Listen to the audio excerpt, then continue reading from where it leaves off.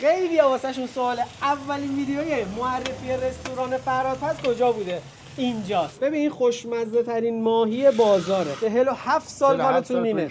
من یعنی ببین اینجوری بابا اینم ترچیب. مادر خانومم هم اومده گفته این عالیه. گوشتشو جدا میپزین که به همه بله. یکسان برسه. بله جدا میپزین. بله مدل اینجا اینطوریه، زرشک و زعفرون. قیمه‌ای که اینجا میخوری به جرئت میگم تو زندگیت 5 بار شاید خورده باشی. تو بازار فقط باید بیای کجا؟ غذاخوری آذربایجان. و اینجا اولین جایی بود که من به عنوان یه فود بلاگر شناخته شدم و اومدم پیش آقا جمال و آقا جهان. ازشون خواستم برین تو بازار، برین اینجا رو معرفی کنین، برین اونجا رو معرفی کنین. نمیرفتن. تا پول ندی نمیان. واقعا غذاخوریای درست حسابی اینان. مادر خانومم آوردم اینجا نشسته غذا خورده گفته به عجب ماهی. من بزرگ شدم توی بازار ولی ما اومدیم حال کردیم. حالا یه سری‌ها میان ادا در میارن. یه جایی که 2 سال وا شده رو میان میگن اینجا طرف 50 سال اینجاست و فلان. اینجا با صفاست. اینجوریه. بالاخره واسه اینکه ویو بخوره میره 4 تا خالی هم میبنده. 2 ساله ولی کار خوب دارن. من خودمون نیستیم. قیمه وسط دل بازار. نگاه کن بابا دمجون با ترچین با زرش 120,000 تومان. فقط همینقدر که میگم بیا. خیلی واسهشون سواله اولین ویدیوی معرفی رستوران فرادپس کجا بوده؟ اینجاست. ببین این خوشمزه ترین ماهی بازاره. بریم ان شاءالله به امید خدا.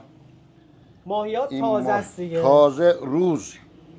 اینجا ماهی تازه می‌خوریم. ما روز کلا ماهیم کلا غذام کلا روزه. آقا ببخش بفرمایید. بفرمایید. پخته میشه. بیا اینجا در هوای آزاد. حالا جالبیش چیه؟ این ور سرخ میشه، این ور کبابی میشه. یعنی بخواین هم کبابی میکنن این ماهی و خوشمزه ترین ماهی بازار اینجاست. اینو قول بهت میدم. اینو من نمیگم، هر کی که از طرف من اومده، چه دوست چه فامیل چه فالوور، هر کی اومده راضی بوده. واقعا راضی بوده. خدا رو شکر. ببین این شکلیه، اینجوری سرخ میشه. تو بازار فقط باید بیای کجا؟ غذاخوری آذربایجان. نگاه کن. و سلام. این ور سرخ میشه، این ورم کباب میشه. این کبابیشه، اون ور مدل سرخشه. خیلی واسهشون سواله اولین ویدیوی معرفی رستوران فرادپس کجا بوده؟ اینجاست. غذاخوری آذربایجان تو بازار تهران. اومدم اینجا. عمو جمال آقا جهانم که خونه هستن، رسالت دارن. ایشالله میاد ایشالله برگردن به میادین. ایشالله خدمت. ایشالله خدمت از ماست. اولین ویدیو رو من اومدم اینجا غذاخوری آذربایجان فیلم گرفتم. این ماهی شد پرطرفدارترین ماهی بازار. بیا اینم کباب شد. کبابی رژیمی، مخصوص کسایی که میخوان رژیمی بخورن اینو پیشنهاد، ولی بی تعارف. سرخ شده چه چیز دیگه است؟ قبول دارین شما؟ واقعا سرخ شده دیگه است. ولی من رژیمیه دیگه. کسایی که رژیم میگیرن. بیا اینم ماهی. ببین از ماهیش اونور ببین چی داره میذاره. ترچینم همیشه هست دیگه. خلاصه تشریف بیارین ترچین رو بزنین با زرش زعفرونی. آره. هم با مرغ دارن، زرش پلو با مرغ، هم با ماهی، هم با جوجه، قیمه، قرمه، هر چی حال کنی هست. اینه ترچین. هم زرشک و زعفرون. اینجا بازار تهران، جایی که توش من بزرگ شدم، رستوران رفتم، غذا خوردم و بعد از سالها تصمیم گرفتم بیام این رستوران‌ها و غذاخوری‌ها رو به شما معرفی کنم و اینقدر استقبال خوب بود که خدا رو شکر پیج من الان 2,600,000 تا و یه کانال یوتیوب داریم با 100,000 نفر سابسکرایبر. و اینجا اولین جایی بود که من به عنوان یه فود بلاگر شناخته شدم و اومدم پیش آقا جمال و آقا جهان تو غذاخوری آذربایجان و یه ویدیو گرفتم. نمیدونستم هم چه جوریه، جواب میده نمیده، چون تا قبل اون دوستان زیادی بودن. هر کیو که توی اینستاگرام امروز میشناسین به عنوان فود بلاگر اون موقع بود. من آخر همه اومدم. خیلی‌ها ولی فکر می‌کنن من مثلا خیلی قبل‌تر بودم. نه، من بعد همه اومدم. ازشون خواستم برین تو بازار، برین اینجا رو معرفی کنین، برین اونجا رو معرفی کنین. نمیرفتن. نمیدونم چرا. بعد فهمیدم نه، تا پول ندی نمیان. ولی مدل من فرق داشت. من میومدم از کسب و کارهای این شکلی حمایت میکردم، چون میدونستم واقعا غذاخوریای درست حسابی اینان و واقعا هم خب قدرت مثلا تبلیغات آنچنانی نشه. شدنی بله ماهی شدنی اینه، ماهی سرخ شده بازار که اون زمان که معرفی کردم خیلی اومدن. نه بله واقعا من پیجم 1000 تا فالوور داشت. واقعا دست در نکنه، بسیار عالی بوده، ما ازت راضییم، خدا ازت راضی باشه، سلامت باشید، بسیار خوب بوده. فداتون بشم. بعدها که من این ویدیو رو مثلا یه بار دیگه هم مثلا گذاشتم، خود این ویدیو توی پیج 1000 نفر خیلی میگن آقا چجوری فوت بلاگر بشیم، بهتون الان دارم میگم. اومدم ویدیو رو گذاشتم، دلی بود، فیلم انقدر به دل نشسته بود، دوستان زیادی خوششون اومده بود، می اومدن از جاهای مختلف اینجا تو بازار غذا می‌خوردن یا خود بازاری‌ها می اومدن غذا می‌خوردن. خب این واقعا فیلم همه بازارای ما آقا فرهاد ما شما گرد، فداتون بشم، سلامت راضییم، شما لطف دارید، خدا راضی باشه، خدا شما برم. دیگه خلاصه واقعیت رو گفتیم. آقا اینجا اگر با دست کاری میکنن، با دست غذا میکشن، این همین شکلیه. غذا خودیه که تو بازاره، توی این سینی دارن غذا رو میکشن، همین شکلیه. باید با همینش حال کنیم. ما با همینش حال کردیم و خیلی از دوستان با همین حال کردن و اومدن، خدا رو شکر اینجا لذت بردن. پیج ما رو هم از اون زمان فالو کردن. این شد فود بلاگری، داستان فود بلاگری. میتونی اینطوری فود بلاگر بشی. به به. ببین تو اون سینیه نمون، اومد توی این دیسه کشیده شد. انقدر این خوشمزه است. من مادر خانومم هم اومده گفته این عالیه.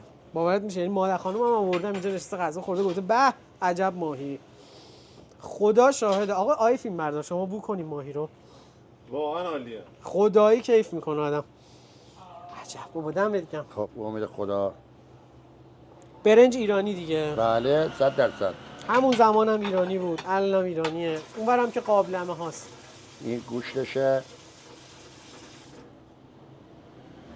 عمو داری قیمه برای ما میکشی الان؟ قرمه. قرمه رو میکشی؟ آه. خب بریم قرمه رو بکش. گوشتشو جدا میپزین که به همه بله. یکسان برسه. بله جدا میپزین. بله واکن اینم قرمه. مدل اینجا اینطوریه، حال میکنی باهاش. بسم الله پاشو بیا. ببین زرشک و زعفرون. این شد قرمه سبزی. بله. یه قیمه هم بکش بچه‌ها ببینن. یه قیمه هم میشه خدمت شما. آره خلاصه میگفتم دیگه، دوستان زیادی میگفتیم پاشین بریم فلان جا فلان آدرس. بابا من بزرگ شدم توی بازار، غذای بازار رو خوردیم، با بابام اومدم اینجا اونجا رفتیم از قدیم. پرگوشت. به به. قیمه گوشتش تو خودشه. اینم بادمجون میزنم بغلش. آره خلاصه نمی اومدن تو بازار. گفتیم آقا چرا فهمیدیم که باید پول بدی بهشون تا بیان، ولی ما اومدیم حال کردیم. گفتیم آقا روالش اینه، باید حال کنی بیای و واقعیت ها رو بگی. ما از همون اول هم سعی کردیم واقعیت ها رو بگیم. ما همین چیزیه که داری میبینی، غذا همینه، همینو بهتون میدن، شما هم بیای همینو میگیری، ما هم میایم همینه، اونها هم بیان همینه. اینم ترچیب. ترچیب. به به. حالا یه سری ها میان ادا در میارن. آقا جمال چجوریه؟ بله. میان ادا در میارن الکی. یه جایی که 2 سال وا شده رو میان میگن اینجا طرف 50 سال اینجاست و فلان. حالا واقعیت بله. شما چند سال اینجایی؟ من درش شغل کار اصلا وارد این کار 47 ساله. 47 سال 47 کارتون سال تو اینه. این شغلم. من یعنی ببین اینجوری با بله. بابا غذا بخوریم، میومدیم اینجا غذا قبلا می‌خوردیم. رستوران طرف آسایش بودم. بله. حالا اومدم اینجا. این خدا کوچیکه دیگه. آره دیگه. اینجا با صفاست. آره. اینجوریه. غذاش خوشمزه است. کوچیکه مهم. بله 47 سال تو این کارم. دل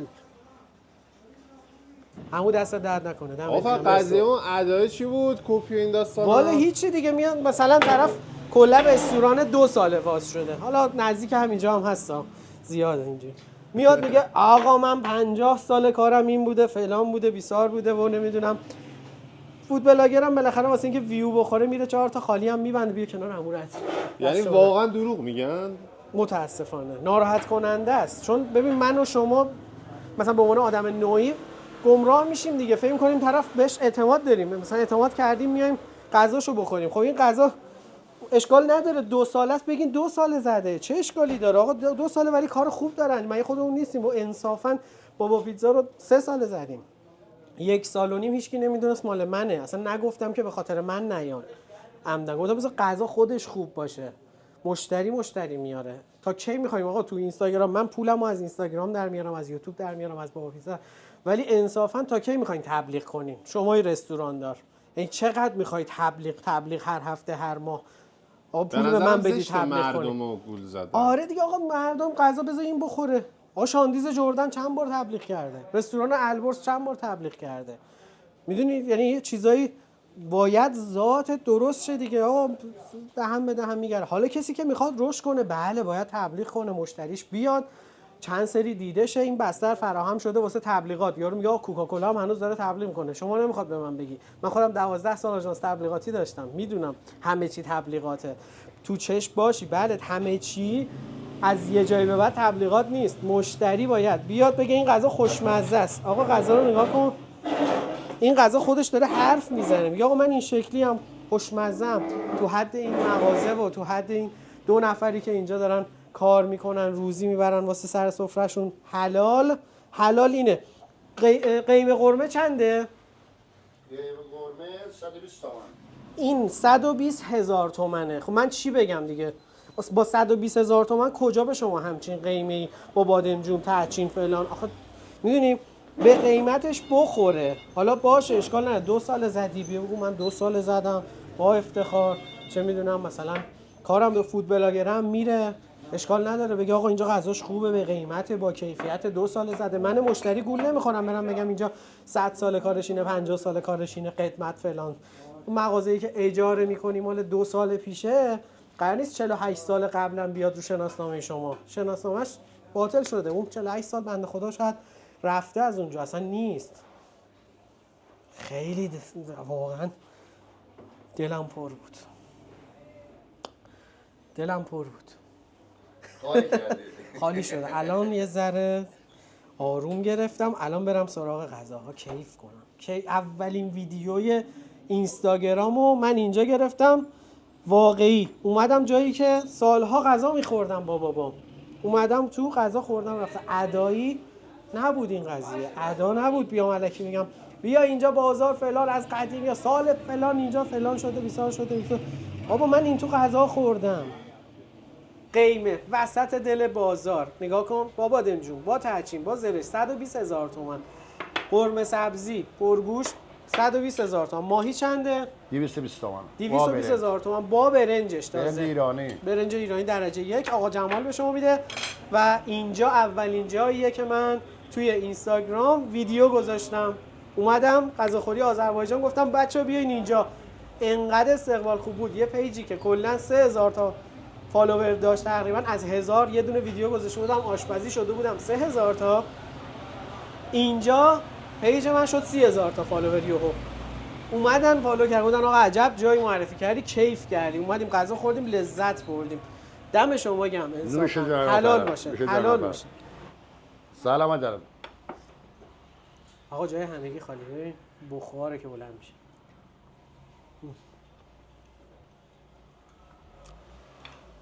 وای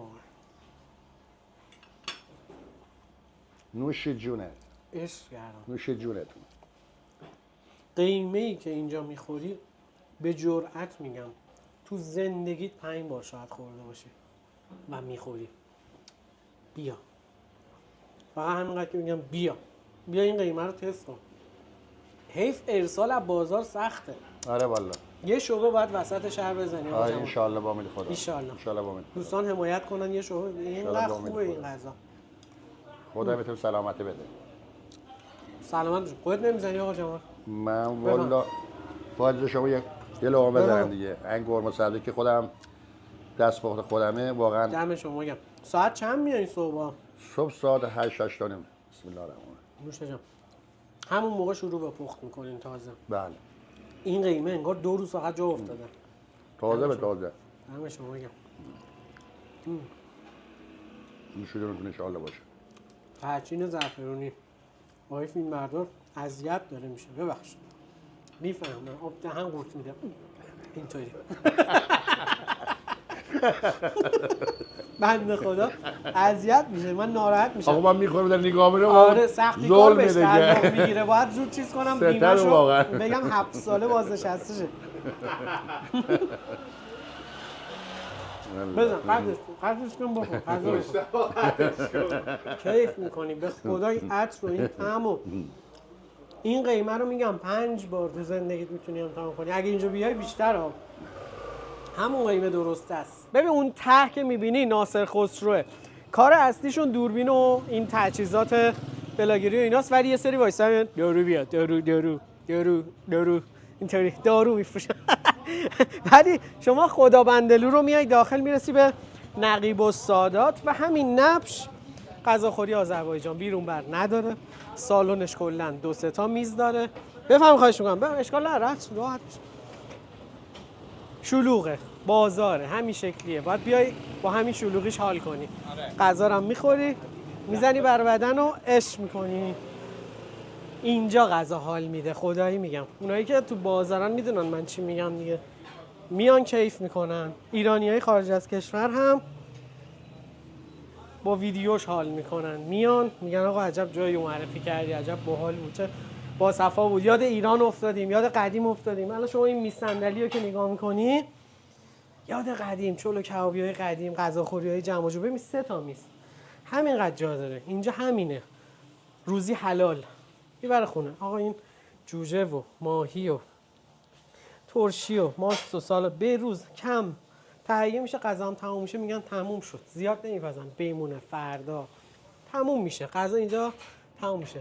کلا 2 تا یخچال دارن، اونورم ظرفشوییشون همون کناره، اونور خورشاشه، برنج و ماهی هم که از اینجا برمیدارن میبرن بیرون سرخ میکنن. بیا حالشو ببر.